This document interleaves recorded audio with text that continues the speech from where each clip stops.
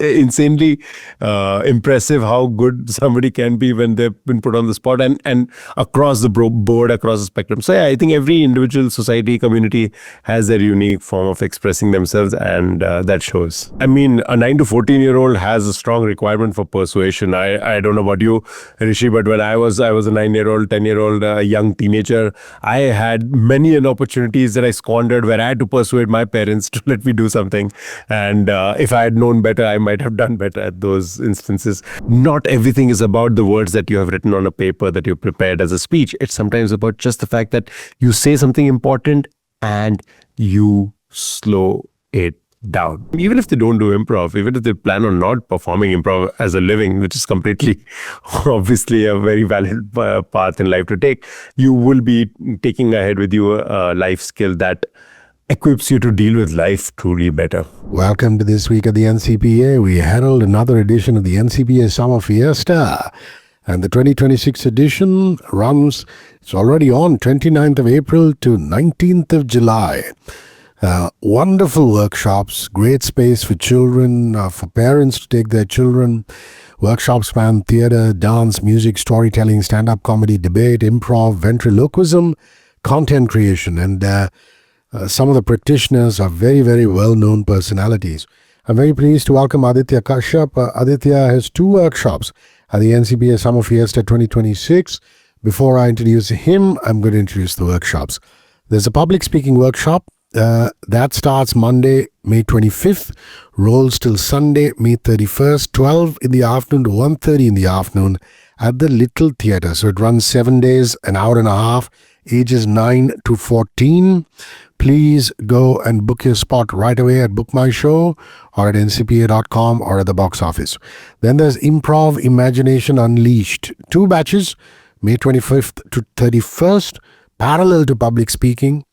That's 10:30 to 11:30 in the morning. And then again, July 6th to July 12th, again 10:30 to 11:30 in the morning, Seaview Room. And this is 7 days a week, 1 hour a day, ages 9 to 14. Hello, Aditya. How are you? Hi, Rishi. Thank you so much for having me. Now, listen, you wear several hats. You're a host, you're an actor, you're an improv performer, a trivia podcaster with Are You Quizzing Me? And of course, the leader of Spicy Nines. If you had to introduce Aditya Kashyap to everybody who's watching or listening, without using the words comedian or performer, because, hey, you're conducting these workshops, how would you describe yourself? And the part B to that question is, which of these worlds came first chronologically in your life? Because it is the month of May, I think first and foremost, the role I'm playing right now is one of a mango enthusiast. I think a connoisseur of mangoes is what I identify strongly with currently. But no, jokes aside, I would say the first thing that I started doing, probably not on the list, is dance. And that was my exposure to performance. I remember being like 7 years old and my mother signed me up for some performance and she choreographed a piece for me. And that's where I think the bug kind of bit me, just the idea of being able to be up there, to perform, to be able to speak to an audience, be it through dance or be it through public speaking or so many other things that I've explored since then. I currently probably identify most strongly with you said not to use the word comedian, so I'm just going to say somebody who entertains, an entertainer. And I do that through my public speaking, I do that through hosting, I do that through improv, I do that through podcasting. So all of these different avenues, just be out there entertaining people, engaging people, and hopefully adding some value to their life. All right. NCPA Summer Fiesta, Aditya, is a 16-year-old institution that began in 2010. It's the NCPA's way of welcoming children into the arts during their school break. What did the invitation from NCPA mean to you personally? And what about the Summer Fiesta ethos made you say yes to leading not 1 but 2 workshops in the 2026 edition? I think the fact that it was the opportunity to work with kids who I think are some of the best learners out there, simply because they're so open and malleable. They are at a stage where they are willing to receive a lot more knowledge, and the fact that it will help them more than perhaps an adult later in their career can do with these same learnings. So I very strongly identify with the idea of engaging with children at a young age, trying to get them to try out different things. That's how I grew up. I was perhaps without realizing it exposed to a bunch of things as a young kid, different activities, different hobbies, and NCPA is without doubt a premier institution in the city, in the country. So the ability to be able to conduct these workshops with them is, if nothing else, the biggest blessing for me as a teacher. So yeah, I think working with them, I've worked with NCPA in the past with kids in particular, because I've done events where children were showcasing the talent, and I had the luxury and the privilege of hosting for them. And it's truly a blessing, because children are just such giving performers, truly very honest in their approach. And that makes me incredibly happy. All right, tell us the story of Spicy Nines, the experimental theatre group that you lead. Where does the name come from? What makes it experimental rather than just another improv troupe in Mumbai? And what kind of work does the collective push out into the city, Aditya, that audiences won't see anywhere else? I think experimental is pretty self-explanatory in the way that we always try to experiment with every new show that we put out there. The idea was, I think it comes from some inner desire to keep pushing the boundary, and Spicy Nines was my way of expressing that, where I started by doing something as simple as a 1 hour long play. So most improv troupes in Mumbai, they do great improv shows. I have done a few of them. I've been part of quite a few of them. But when I did Writer Sutta Marne Gaye, that was the name of the show with Spicy Nines that I first directed and produced, I was attempting to put up a whole play, 1 hour long play, but that was supposed to be entirely made up on the spot. And that was something that had not been done in the city before, had not been done in India before. So it was experimental in its approach, and it was received very well by the audience. We went on to then do an improvised musical game show kind of a performance, something close to like a Saregama or Antakshari, but the songs are entirely made up in this case. So that was also something experimental. We were trying musical improv, tried some immersive theater. There has been some interactive theater. So all of these things which hopefully push the boundary, the envelope of what you can think of as entertainment, as live theater. That's the space where Spicy Nines operates. And yeah, there are shows happening all the time. So anybody interested in seeing something experimental, something unusual, something hopefully that will blow your mind and make you think, oh, I did not even know that this was possible with theater. That's the hope, that's the agenda, that's the plan. So you should check out Spicy Nine shows for that. All right. For those of you who've just joined us, Aditya Kashyap's public speaking workshop at the NCPA Summer Fiesta. It's the promise of an hour and a half a day for 7 days.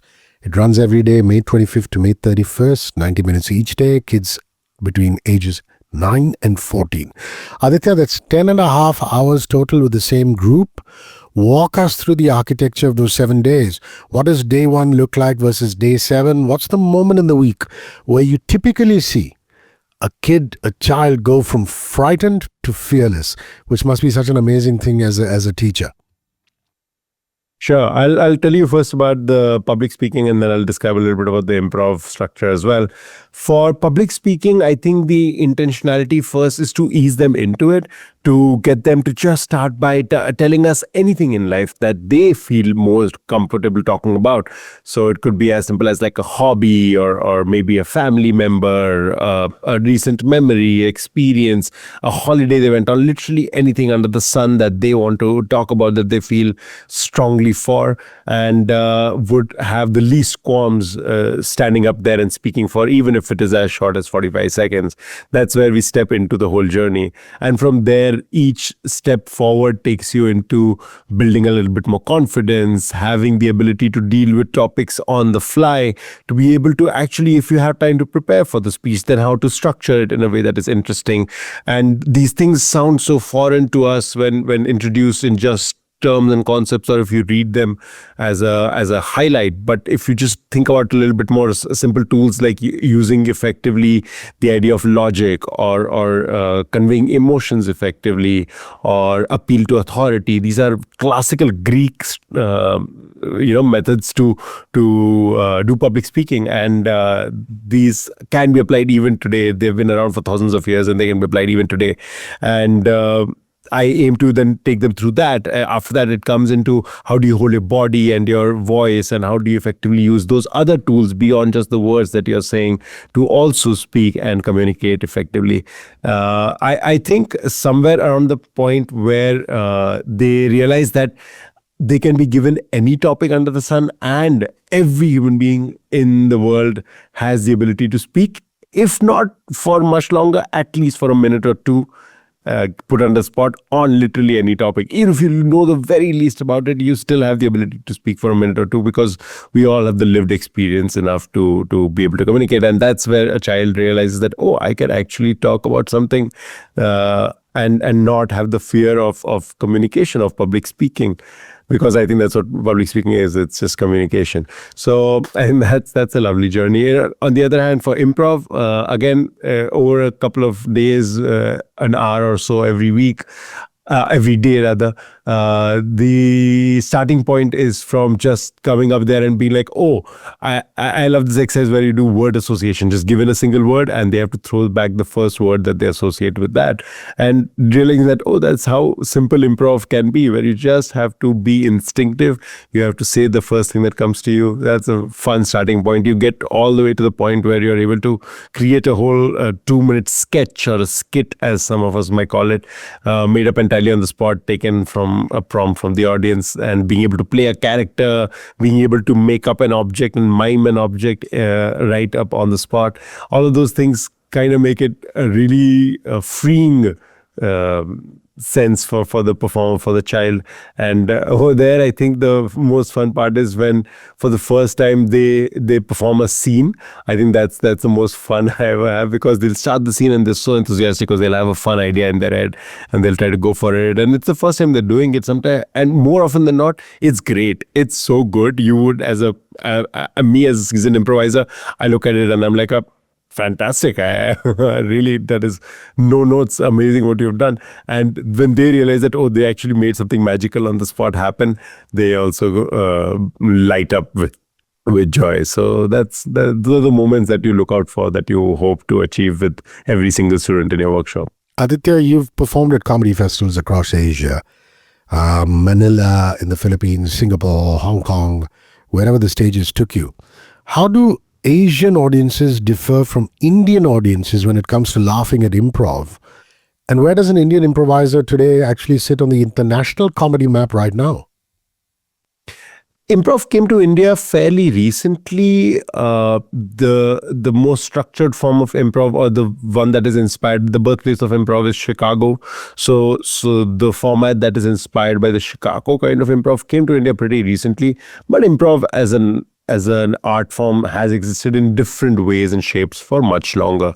So I would say if a very seasoned improv audience watches an Indian performer, you can tell that it's perhaps a newer art form. There aren't as many experimental things happening in India, which is why perhaps Spicy Nines also is a fun way to explore that for me. And the Indian audiences, however, are very savvy in so many other ways. I think we have had a very strong culture of comedy, of poetry, of storytelling, and it's such a unique form, rather. When I teach overseas, when I go to a comedy festival and I'm conducting a workshop there, just bringing to those places the idea of the navras, right? These ideas of portraying emotions through these 9 rasas, as they're called, is truly uniquely and very inherently Indian, and to them it's a whole new framework of looking at performance. So I think Indian audiences, while the international structure of improv might seem new and the performers are also relatively new to it, I think theatricality and performance is just so inherent to us as Indians that we more than make up for that lack of experience, for lack of a better word, with our inherent abilities. So I think when we stack up, Asia in general, I think also is in the same way a little new to it compared to the US or Europe. But then again, like I've been to Manila, right? And Manila, oh my God, those guys are phenomenal singers. It's a very strong culture of singing.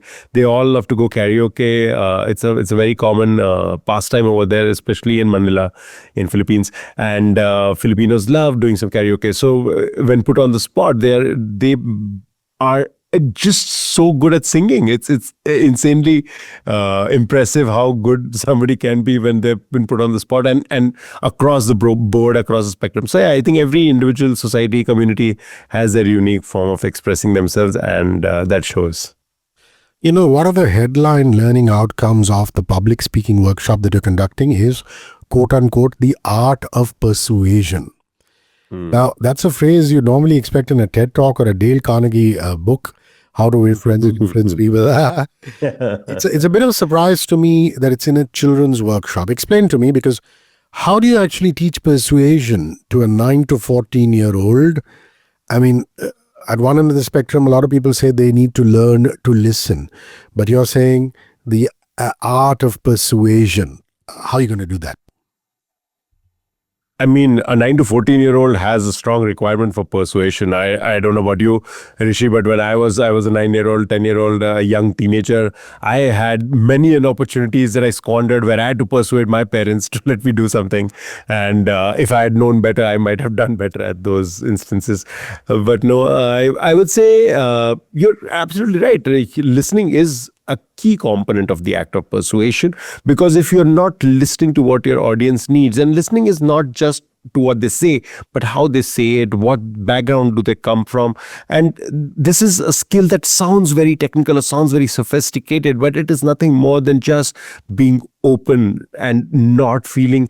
Very often when we mess up in that moment, it's because we have put the spotlight on ourselves. We have turned the camera to ourselves. What we have to do is just switch it around and look at who we are talking to. What do they need? What are they looking out for? How can we add any sort of value to them? And coming back to what I said, like even if you are doing something as simple as persuading your parents, you need to know what their concerns are. You need to know what they are worried about and what they want from whatever situation you are in. And then you can therefore persuade them, because you'll be able to convey and assure them or tell them how whatever their concerns are can be addressed adequately. And that applies to this universal situation of parent-child relationship. But in general, otherwise also, children have to persuade their friends, children have to persuade their teachers, children have to persuade strangers for various occasions, for various things.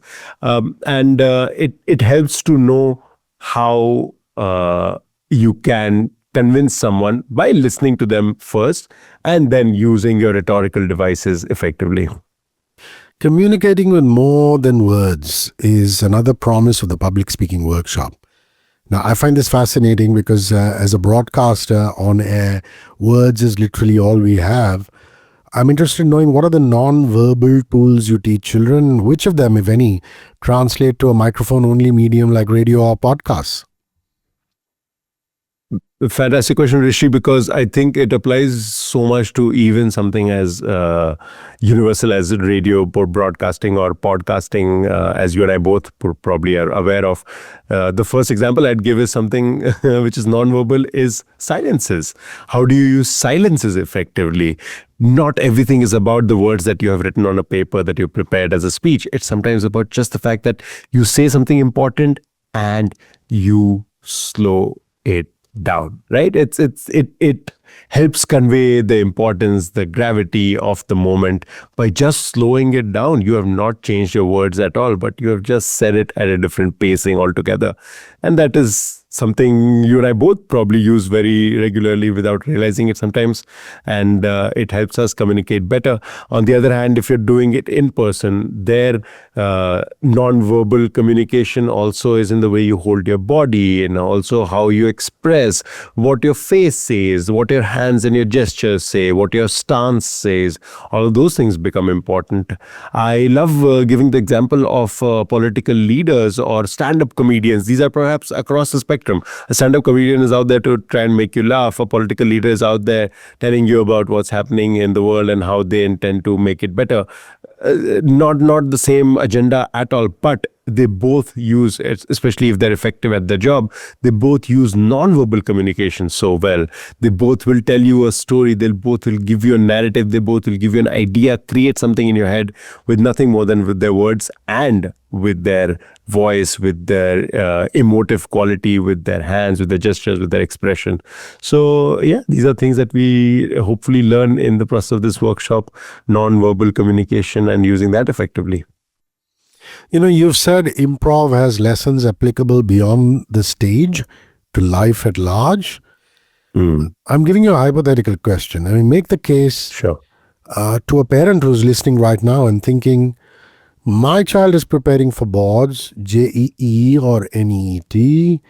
Why should I send him or her to a theater or an improv workshop? What does an improv classroom give a child that a coaching class cannot? No, absolutely valid question. And if I was a parent and I had no experience of this, I would probably be wondering the same thing. And to that, I would say, as somebody who's been doing it for a very long time, and I come from a strictly very conventional background. I studied engineering. I did computer engineering. I've worked in the tech space for a very long time and continue to do so occasionally. So I do not discount the value of going through the conventional path. There is so much value to it, and a lot of people love doing that. So in no way am I saying that, improv or public speaking, these are things only for a certain kind of kids who are only wanting to explore performing arts. Not the intention at all. If anything, I would say to parents who are concerned is that life is improvised for the most part. We are making stuff up as we go along, and a board exam or a engineering entrance exam is effective, is useful, is helpful, but is not representative of life in general. And I'll give you a specific example, right? Like improv, I think there are a bunch of things that we learn, but one thing that I find most beautiful is the idea of building collaboratively, making your partner look good, embracing failures. Actually, embracing failures is such an interesting concept, that you embrace failure, and while you will have so many occasions and opportunities to succeed in life, there will also be so many of those where you might fail, where you might not succeed. And when in improv, you're taught how to take failure and not just be okay with it, but to embrace it, to make something good out of it. I think that's where your child is truly helped. These soft skills are invaluable. The fact that you're able to then manage your emotions, manage your expectations, manage life, I would say, in a nutshell, I think is something that improv teaches you. So equipping your children with this for something as simple as a few hours over a week over the summer is invaluable, and hopefully they take it forward with them, even if they don't do improv, even if they plan on not performing improv as a living, which is completely obviously a very valid path in life to take. You will be taking ahead with you a life skill that equips you to deal with life truly better. And to me, I'm going to add to that, saying the Improv Imagination Unleashed workshop, I think, will really tell children that embracing the unknown and using mistakes is something you should use to your advantage. Look at the school system. We all grew up in schools where mistakes are punished, right? Yep. Yeah. And you're telling Aditya Kashyap, you're telling these children, just go for it. And even if you make a mistake in improv, there's no problem. I think that's pretty wonderful. I mean, Edison said it best. He said that, I did not invent. I did not find one way to make a light bulb. I found 1,000 ways that you don't make a light bulb, and one way. So every single mistake that you make also is pointing you in the right direction, teaches you how to go forward, and improv is one of the best tools to do that. So yeah, Rishi, you're absolutely right.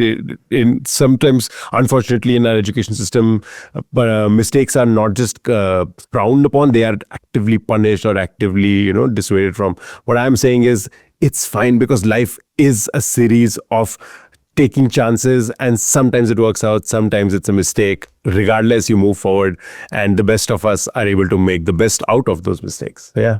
All right, my last question. Are you quizzing me, the podcast life? Whoa, over 100 episodes deep with Vineet Nair. Are you quizzing me, for those of you who don't know, is a trivia podcast that has been running for 3+ years. What is running that taught you about pacing, about curiosity, and keeping an audience hooked? Is something that I'm eager to know as a fellow audio storyteller and podcaster. Trivia, I think, came from a very childhood just love for knowing things. My parents introduced an encyclopedia very early into my life, probably before I was even fully equipped to understand all the stuff that is present inside an encyclopedia. But just the curiosity of reading and learning and knowing more. As an adult, I think again, life becomes very structured. You're told that you are supposed to do those things, and you do it, whether by your teachers, your parents, or eventually in your college and at work. You're given a certain thing to do, and you do it, and you execute it. And it takes away the element of curiosity, a little bit of the element of exploring things on your whim, on your fancy. So when we started Are You Quizzing Me, our intention was, even though the name says quizzing, was never to make it like a quiz. We are not scoring each other. Vineet and I host it. We never keep scores. We never try to, in fact, even consider it. It's either you got it or you didn't get it. If anything, we ask each other trivia questions, and we help the other one figure it out. And I think that's what every single audience member who has reached out to us has said it. That when I'm listening to, it's like listening to two friends, and you actively feel like participating. I love when there is that element of listener who messages us, and they do it entirely on their own volition, where they'll send us a message saying, I was in a metro, or I was in a train, I was in a cab, and I was shouting the answer to my phone because I was so actively interested and invested into what the trivia was. And because I was like, I figured it out at hint number 2. Fantastic. I know the answer. And perhaps me, I have taken like 4 other hints to get to the answer. So it's not even the fact that you feel like, oh my God, I'm learning something from somebody very smart. If anything, you're discovering something alongside of us, right? Aditya is figuring it out, or Vineet is figuring it out, and you feel like you're a companion on the journey. So I think that's the best part about storytelling in that context, which I'm sure you do so well as well, where you bring the people along, you make them feel part of the conversation. It's not that you are talking to them, you're talking with them, and that is something again, bringing it back to, you do in public speaking, you do in improv, you bring the person into it with you, and that's the best way to make sure that they're engaged, they're entertained, and they take something away. All right, Aditya Kashyap conducts 2 workshops at the NCPA Summer Fiesta 2026. A public speaking workshop, Monday, May 25th to Sunday, May 31st, 12 noon to 1:30 p.m. at the Little Theatre. 7 days, an hour and a half a day, ages 9 to 14. Then Improv Imagination Unleashed, 2 batches, May 25th to 31st and July 6th to July 12th, 10:30 to 11:30 a.m. at the Seaview Room, NCPA. 7 days, an hour a day, ages 9 to 14. Enroll now, but book my show at ncpa.com. And of course, at the box office, which is the National Center of the Performing Arts.